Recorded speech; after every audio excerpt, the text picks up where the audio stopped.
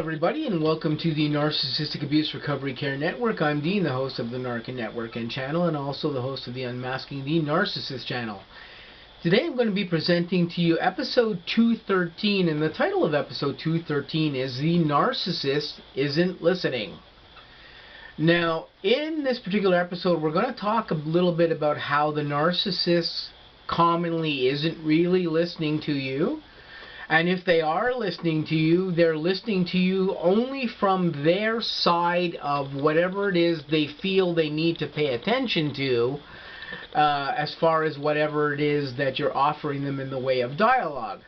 Now, this sounds a little bit strange here, but, you know, somebody would say, somebody wasn't aware of how this works would say, well, why would you say the narcissist isn't listening to you? Well, because the narcissist is self-absorbed. They're so self-absorbed that unless you're saying something that is pertinent or important to them or affects them in some direct way, they really don't care what you're talking about. They really don't care what the dialogue is about. If it doesn't affect them, if it's not pertinent to them, if it isn't relevant to them, they don't care really what you're talking about. And, you know, you can have a dialogue. I mean, an example of this is, you know, you come home and you say something to the narcissist. You say like, hey, you know, this was a really great day. I had a great day at work today. Like this, everything went really well today, and I'm feeling good. You know, like you say something like that, and the narcissist will go, sorry, what did you say? What? I didn't hear what you said. Like this. Is this because the narcissist really wasn't paying attention? It's kind of because of that, but it's also kind of because the narcissists themselves are so self-absorbed that their thought process was probably busily thinking about something else while you were particularly talking. Because that's what their brains do. They're off somewhere else, contemplating something else, while you're having a discussion with them about how you're feeling that day, or whether or not your day at work was good. Another example of this is, depending on, you know, what type of narcissist you're dealing with, is you could come home and say to your narcissist, hey, you know, like today I got a new boss today in work, and they seem really, really nice. They're an attractive blonde lady who is new in our office, and everybody seems to get along with her. They were really cool with me. They seemed really nice. And the narcissist's response to you, especially if they're a covert or an overt narcissist, their response to you will be, well, you know, you seem to be very interested in this new boss that you got here because they're attractive and nice, and you know, should I be concerned about this? You know, you seem to be showing an unduly large amount of interest in this brand new person in your office.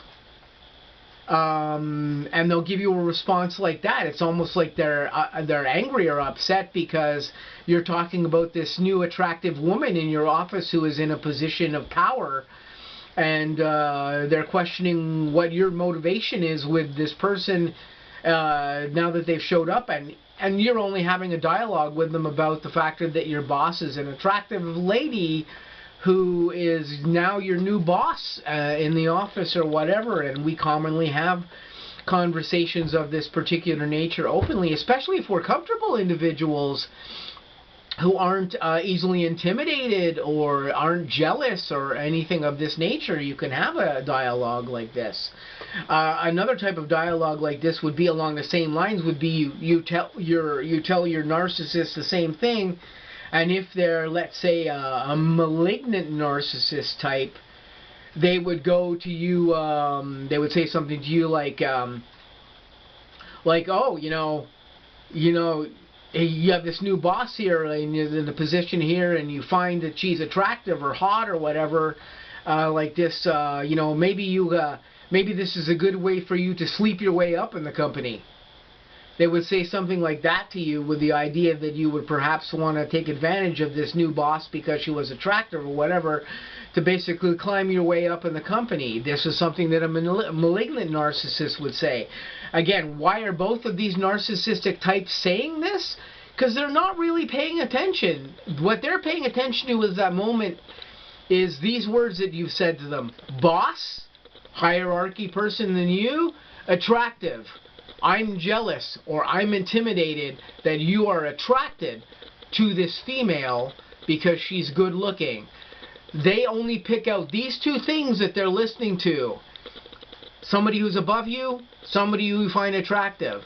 And they pick out those two things and they focus on those two things to figure out some way they can undermine something or accuse you of something that you're not doing.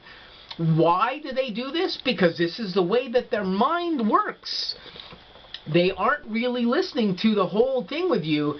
They're listening to the pertinent little things that they take in that they find troublesome, threatening in some particular way.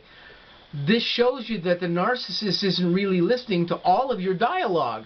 They're listening to the things that trigger those things in their brain that they pick up on, and then they formulate some type of response in accordance to that is triggering perhaps to you. You know, if you have a response from your spouse or something and she says, well, you know, are you looking to sleep your way up in the company because your boss is attractive or something like this? That's a pretty triggering response from somebody who didn't really try to create a trigger with at the first time. It should be somewhat natural that you could be able to come home and talk to your wife or your husband about a coworker who is new in your office and that you find to be a nice person and that you might find attractive. There shouldn't be any big problem to convey something of that nature. For some people, conveying some information like that may be unusual. For other people, it may be very normal. For me, I think it would be very normal in order to have a conversation like that with my wife if she was not like not triggered by stuff of this particular nature, because I would not want to really be in a relationship with a person who would be triggered by something like this anyway. They should be comfortable with the factor that I am dedicated to them, and that they are fully confident that is the case in our relationship with them. But you won't get that type of response out of a narcissist. You'll get a response where the narcissist really isn't listening. They're listening only to the trigger elements that set them off in that conversation. And this is part of why we say the narcissist isn't really listening. This is just one example here, but there are many other examples of the factor. You know, you can have a narcissist come home. You have a narcissist talk to you about something related going on, and you tell you something, and because if you're a normal individual and you listen normally in a normal way, you give that narcissist an appropriate response to whatever it is they're conversating to you about. But you may say something to that narcissist when you come home. Let's say you come home from work or whatever, and you go, hey, I noticed you didn't mow the lawn today when you were home. You were supposed to mow the lawn today or whatever.